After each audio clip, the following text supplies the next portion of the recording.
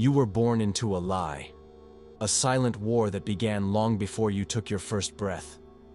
It started with a secret report, buried deep inside the archives of the Nazi SS, because it exposed a truth about men and women so corrosive, so destabilizing that even one of history's most ruthless regimes feared it.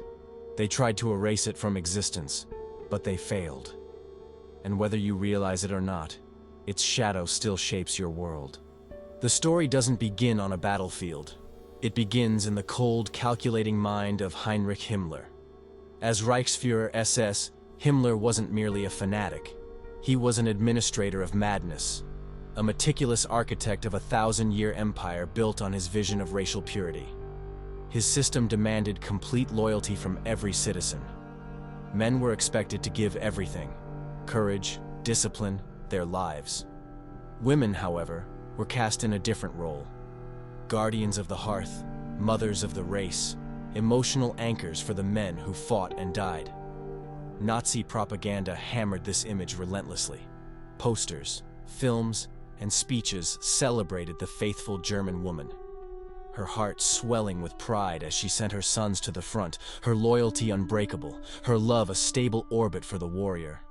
This myth wasn't decoration. It was the emotional backbone of the Reich. But Himmler, ever suspicious, wanted proof. In the early 1940s, he quietly commissioned a classified investigation, not for the public, but for the highest ranks of the SS. The task was given to SS Oberfuhrer Dr. Wilhelm Spengler, a sociologist embedded in the SS intelligence service. His mission was simple, but explosive: uncover the real loyalty of German women whose men were fighting at the front. Spengler's team had access to everything. They analyzed intercepted soldier correspondence, interviewed men returning from leave, debriefed military police, and combed through internal party communications. Their job was to produce an honest, unfiltered picture of reality. What they found didn't just challenge the Nazi gender myth, it detonated it. Imagine a 19-year-old soldier, call him Karl, frozen in a trench outside Stalingrad. His world has collapsed to mud, fear, and the relentless percussion of artillery.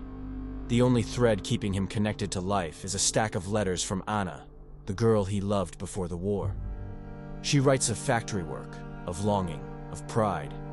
Her photograph, edges frayed, is his talisman against despair. Then, one day, the mail arrives. Not from Anna, but from his mother. Her tone is hesitant, almost apologetic. She writes that Anna has been seen with a French prisoner of war assigned to local labor. Then comes the real blow. Anna has moved in with a well-connected Nazi official, a man too ill to fight but powerful enough to live comfortably at home.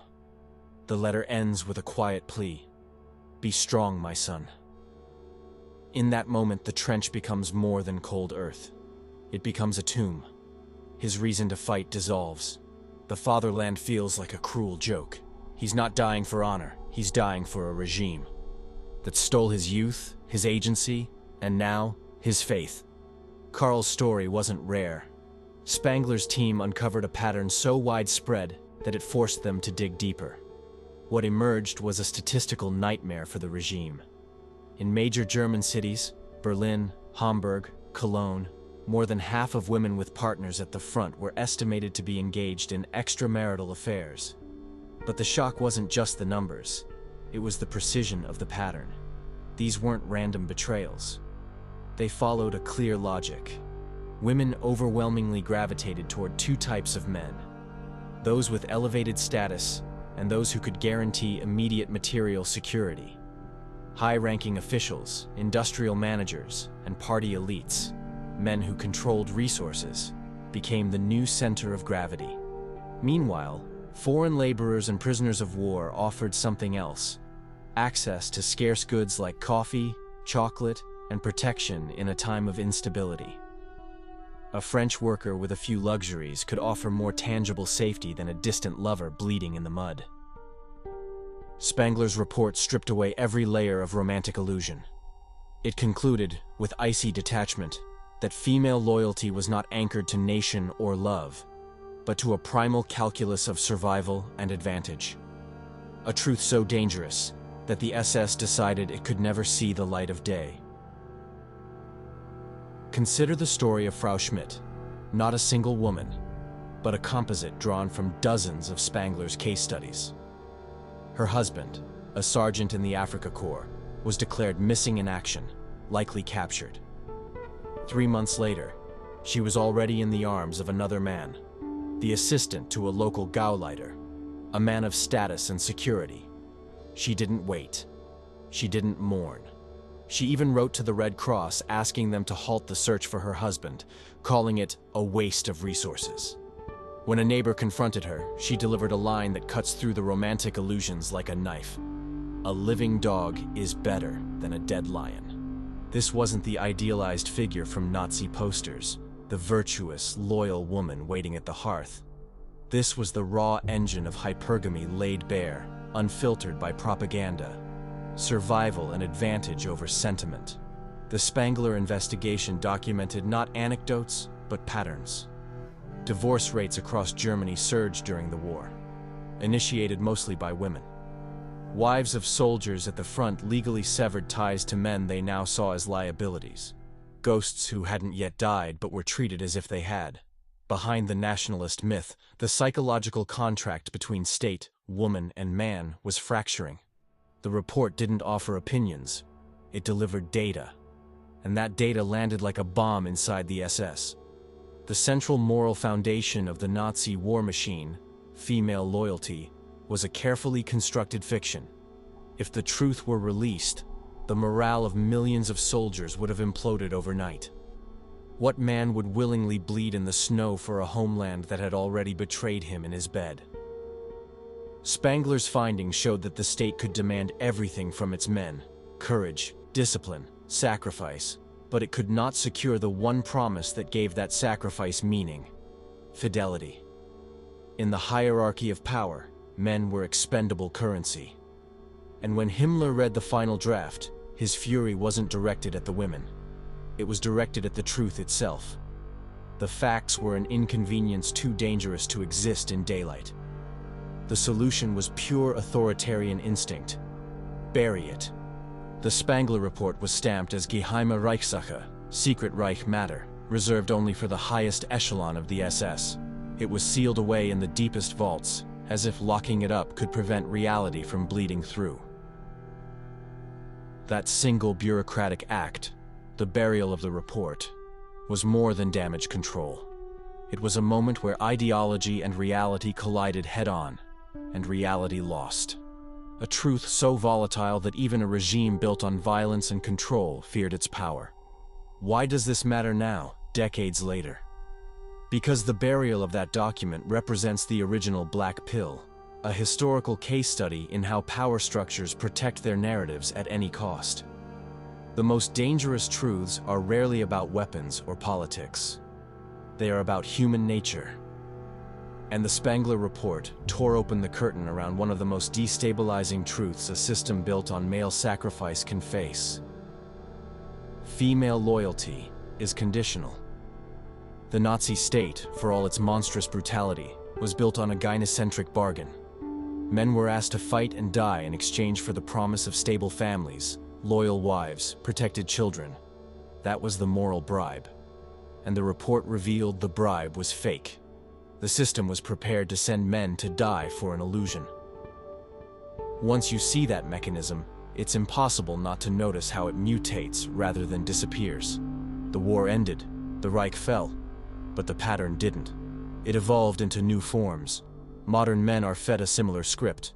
Work yourself to exhaustion in soul-grinding jobs, shoulder debt, absorb risk, keep performing, and in return, you'll be rewarded with loyalty, respect, stability. But just like in 1943, the loyalty offered is not unconditional.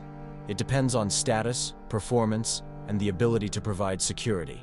When those falter, when the market crashes, when illness strikes, when you stumble, the betrayal mechanism activates with cold precision. The Dear John letter becomes divorce papers.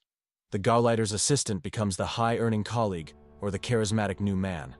The form changes. The principle doesn't. The Spengler Report isn't merely a historical artifact. It's a mirror held up to every generation of men who were told their worth was guaranteed by loyalty, only to discover that loyalty was transactional. Understanding this doesn't mean surrendering to bitterness. It's the first step towards seeing clearly, to stop living in service of a fantasy and start building a core that can't be shattered by circumstance or betrayal. But the story doesn't end with a classified file gathering dust. Truth has a way of leaking through walls. The war ended, but the psychological shockwave continued. As soldiers staggered back from the Eastern Front or emerged from POW camps in 1945, they returned not to homes, but to ruins, both literal and personal. Their cities were rubble. Their families were broken. Their wives were gone. Their children now called another man father. The silence that blanketed Germany after the war wasn't just the silence of defeat. It was the silence of a generation of men spiritually gutted, first by a state that demanded their lives, then by a peace that offered no justice. The buried report had predicted it, and now millions of men were living it. A brutal truth left to rot in the ground had come to life in their homes, their marriages, their identities. History didn't bury the truth. It only delayed its detonation. The silence that descended over Europe in May 1945 wasn't peace. It was the hush of a graveyard, a heavy, airless blanket of ash, humiliation, and truths too dangerous to speak aloud.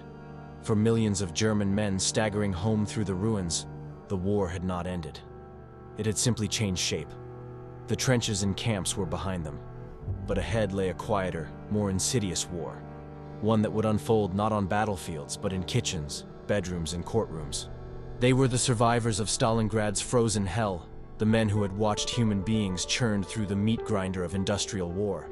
They were the emaciated ghosts who had endured years of starvation in Soviet labor camps. They were told they were returning to a homeland worth dying for. But locked away in SS vaults, the Spengler Report had already predicted the hollow welcome awaiting them. The true front line was now the threshold of their own homes. Imagine one of them. His name is Eric.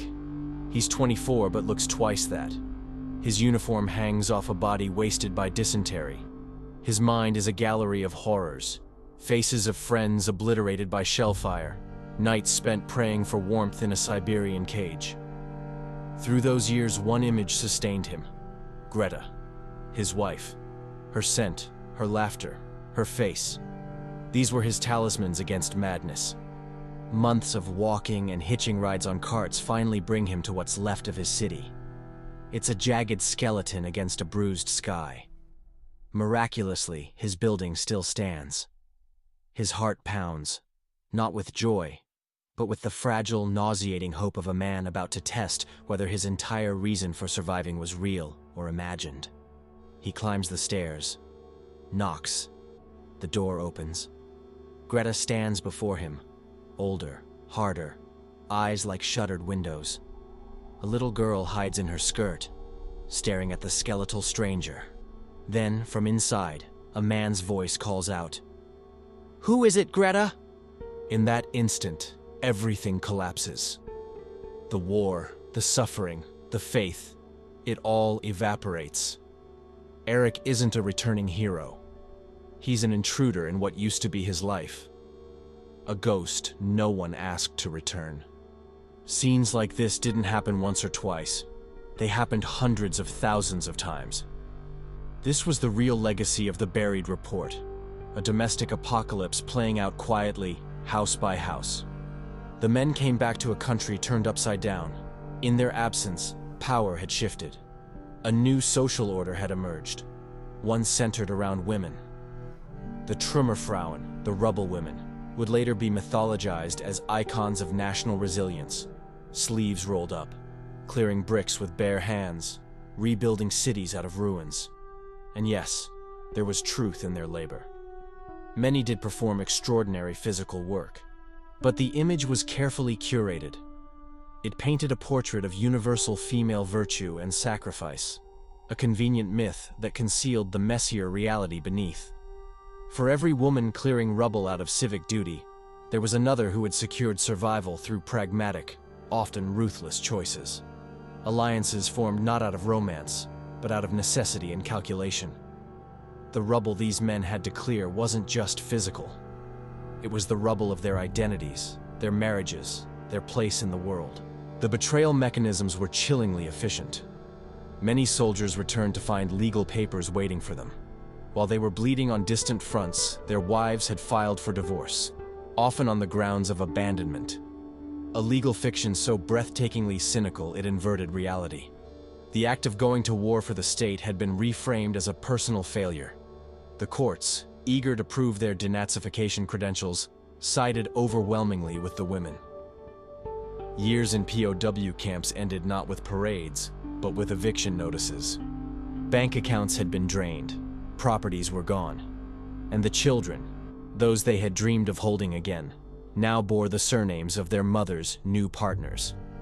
The phenomenon became so widespread, it earned a name: Uncle Eric syndrome. Returning fathers were instructed to be uncle to avoid confusing the child, who now recognized another man as the provider, the man who had been there when the war ended.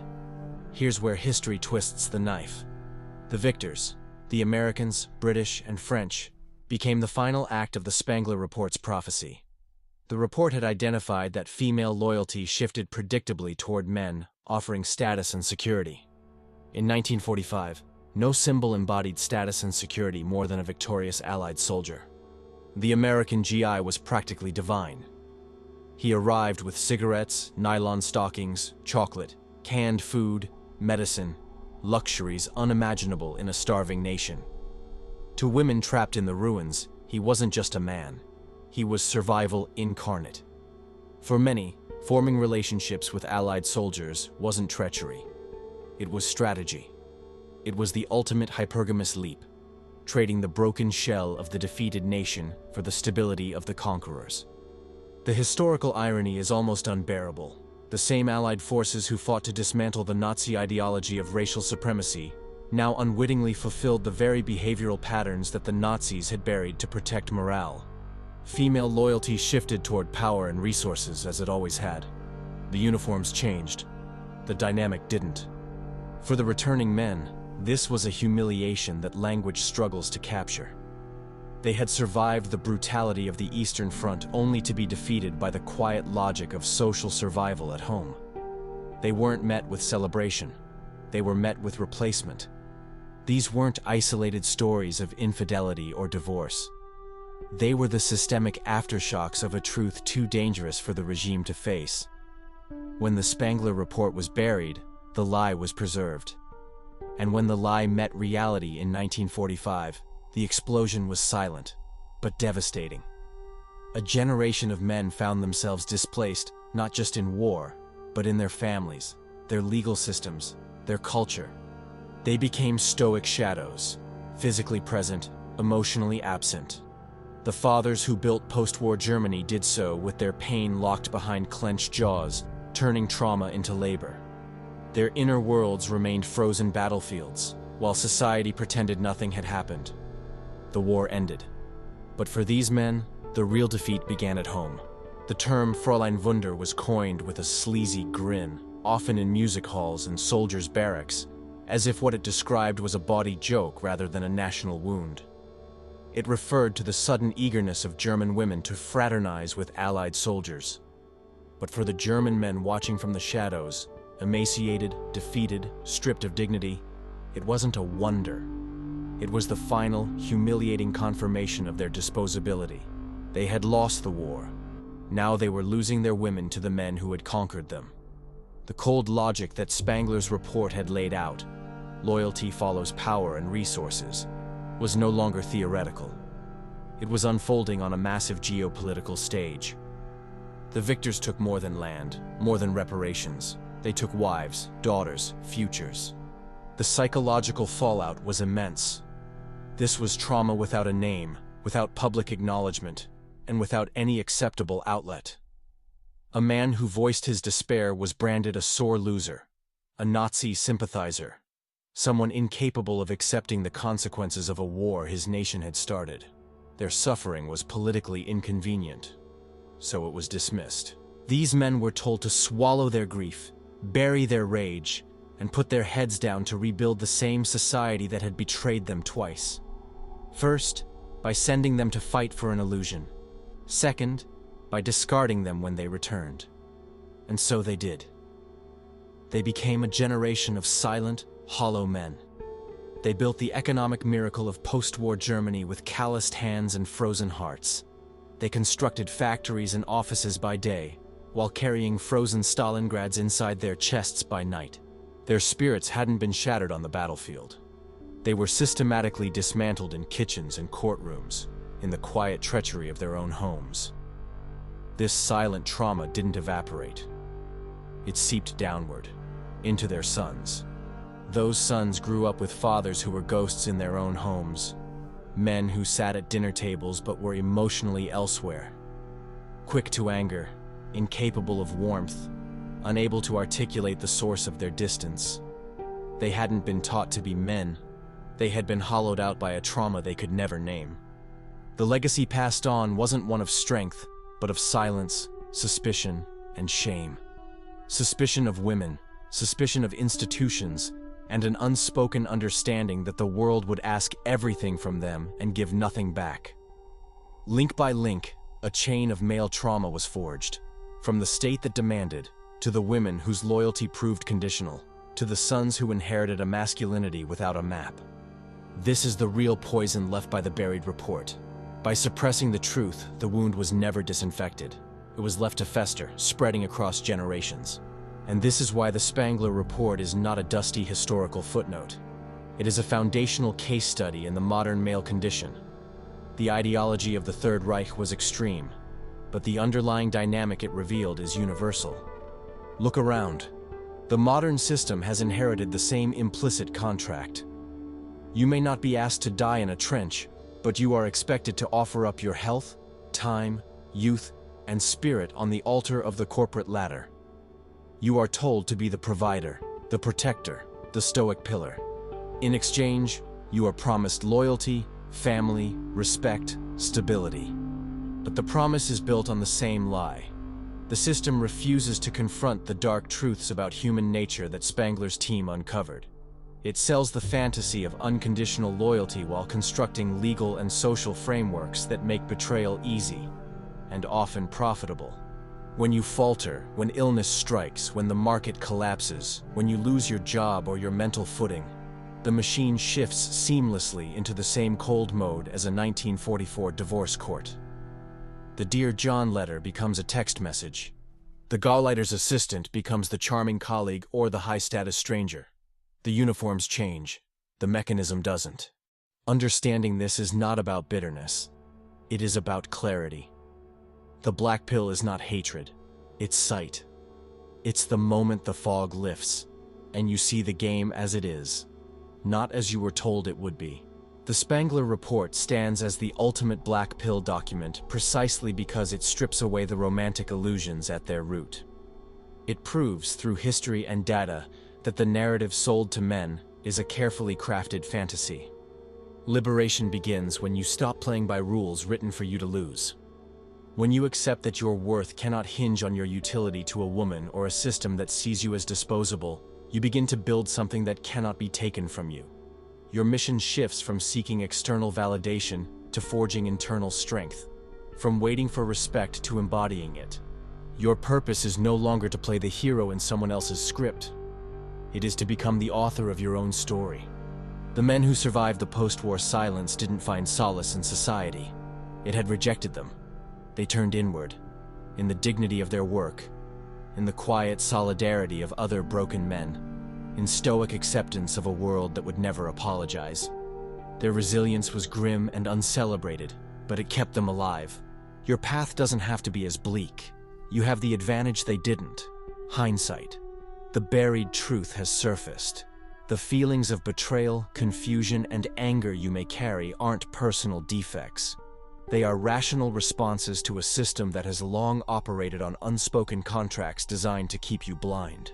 Your duty is not to rebuild a nation that doesn't value you. Your duty is to rebuild yourself. Forge a purpose that belongs to you alone. Cultivate strength that does not rely on anyone's approval. Construct a life that cannot be stripped away by economic downturns or emotional betrayal. The darkest truth the Nazis ever buried wasn't about women. It was about the system's willingness to sacrifice the masculine soul for its own survival. That truth is your armor. Living fully in spite of it is your victory. The Spengler Report was buried, so men would never learn this lesson. Now the silence has been broken. What you do with that knowledge determines whether the chain continues or ends with you.